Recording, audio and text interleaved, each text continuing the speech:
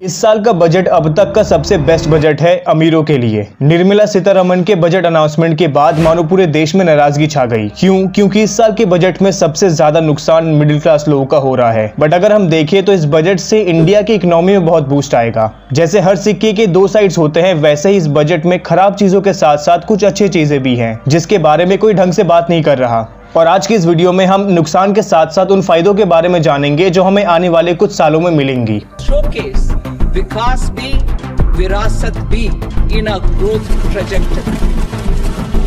The response of the government is too little and will have only little impact on the grave unemployment situation. Very little in terms of any good creative ideas when it comes to generating more jobs in our economy. In the last 10-15 years, budget has not been for the middle class. सरकार को आंध्र प्रदेश को कुछ विशेष package या विशेष योजनाओं से जोड़ा गया है, लेकिन उत्तर प्रदेश जैसा प्रदेश जो प्रधानमंत्री देता है, क्या वहाँ के किसान के लिए कुछ बड़े फैसले हैं? We pay taxes when we earn money, when we spend money, and even when we invest money.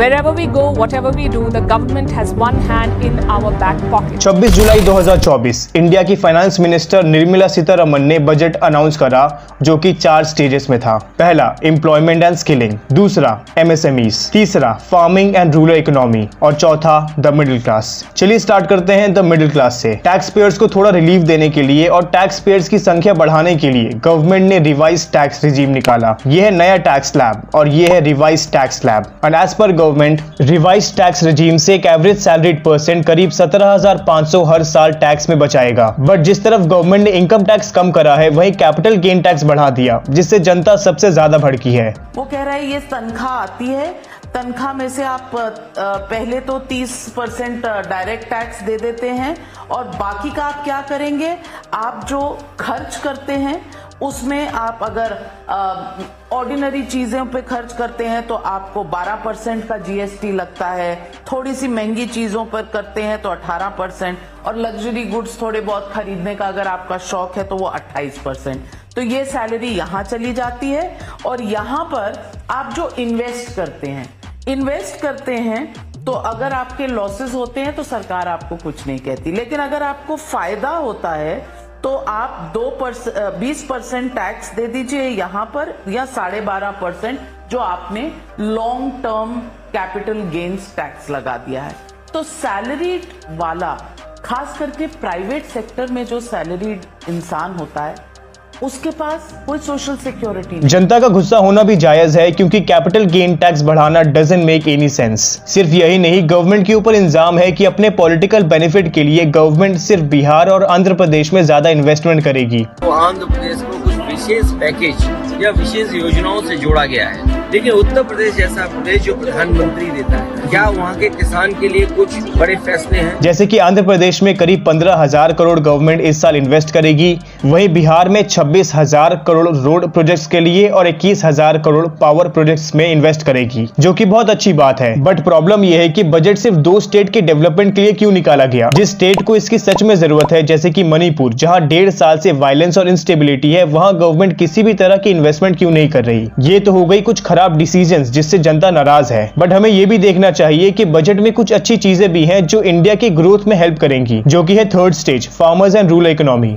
Current government के ऊपर ये इल्जाम लगते आया है कि वो फार्मर्स के लिए कुछ नहीं करते, बट इस साल के बजट में फार्मर्स के लिए बहुत बेनिफिट्स हैं। पहला, पिछले साल का एग्रीकल्चर बजट था 1,41,000 करोड़, जिसे बढ़ाकर इस साल 1,52,000 करोड़ कर दिया गया है। और रूरल डेवलपमेंट के लिए गवर्नमेंट 2,65,000 करोड़ खर्च करेगी। लेकिन इतना सारा पैसा गवर्नमेंट खर्च कैसे करेगी? तो सबसे पहले गवर्नमेंट फोकस कर रही है क्रॉप्स की वैरायटीज बढ़ाने में, जो क्लाइमेट चेंज के कारण इफेक्टेड ना हो। जैसे कि क्लाइमेट चेंज के कारण चावल और गेहूं बहुत ज्यादा इफेक्ट होते हैं, जिससे डायरेक्टली फार्मर्स की इनकम में जोर जाता है। इस चीज को कम करने के लिए 32 अलग अलग तरह की क्रॉप्स की फार्मिंग फार्मर से करवाएंगे, ऐसे क्रॉप्स जो क्लाइमेट चेंज से इफेक्ट ना हो। इस इनिशिएटिव से फार्मर्स की इनकम तो बढ़ेगी, लेकिन क्लाइमेट चेंज के कारण उनका ज्यादा नुकसान नहीं होगा। दूसरा बेनिफिट ये है कि गवर्नमेंट करीब 1 करोड़ फार्मर्स को नेचुरल फार्मिंग सिखाएंगी और 10,000 बायो इनपुट सेटअप करेंगी, जो नेसेसरी चीजें सप्लाई करेंगी नेचुरल फार्मिंग के लिए।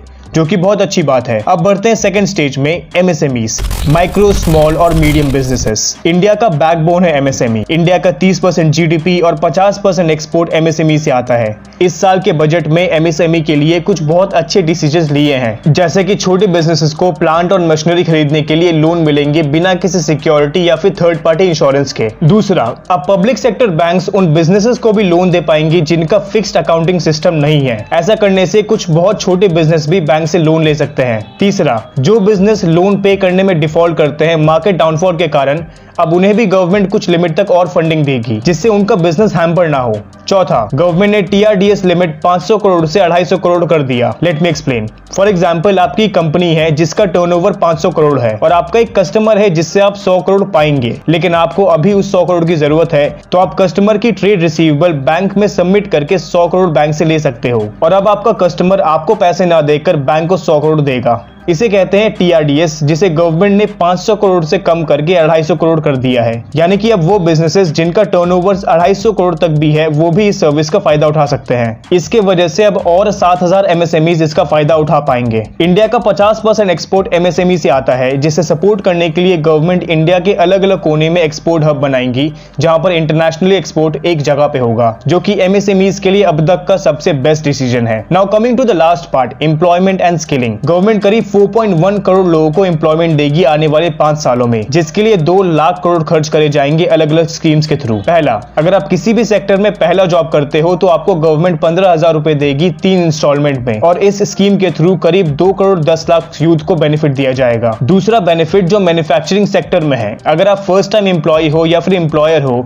तो आपको गवर्नमेंट 4 साल तक इंसेंटिव देगी, और इस स्कीम से करीब 30 लाख यूथ को बेनिफिट दिया जाएगा। तीसरा स्कीम, अगर एम्प्लॉयर एडिशनल एम्प्लॉयमेंट जनरेट करता है तो गवर्नमेंट उन्हें 3000 रुपए इंसेंटिव देगी 2 सालों तक। इस स्कीम से करीब 50 लाख नई जॉब्स क्रिएट करी जाएंगी। एंड फाइनली, वुमेन एम्प्लॉयमेंट को सपोर्ट करने के लिए गवर्नमेंट वर्किंग हॉस्टल सेटअप करेगी। अब ये सब सुनने में तो बहुत अच्छा लग रहा है, बट कितने अच्छे तरीके से ये सब इंप्लीमेंट होगा वो तो वक्त बताएगा। अब बजट का वो पार्ट जिस पर कोई भी ध्यान नहीं दे रहा, बट इन्वेस्टर्स के लिए बहुत इंपॉर्टेंट है। इस साल गवर्नमेंट 6250 करोड़ खर्च करेगी PM सूर्य घर मुफ्त बिजली योजना के तहत फ्री में इलेक्ट्रिसिटी प्रोवाइड करने के लिए। यानी कि गवर्नमेंट रिन्यूएबल एनर्जी पर बहुत ज्यादा फोकस कर रही है, जिससे अल्टीमेटली पावर सेक्टर में बूस्ट आएगा। गवर्नमेंट ने गोल्ड एंड सिल्वर पर कस्टम ड्यूटी कम करा है, जो एक अच्छी अपॉर्चुनिटी है। एंड फाइनली, गवर्नमेंट ने 3 कैंसर मेडिकेशन से कस्टम ड्यूटी हटा दिया। एंड फार्मा इंडस्ट्री का बजट 1200 करोड़ पिछले साल से बढ़ाकर 2143 करोड़ कर दिया। इस साल का बजट जितना खराब दिख रहा है उतना है नहीं, बट यस, इस साल मिडिल क्लास लोगों की जेब में पैसा ढालने के बजाय उनके जेब से पैसा ली जा रही है, विच इज नॉट राइट।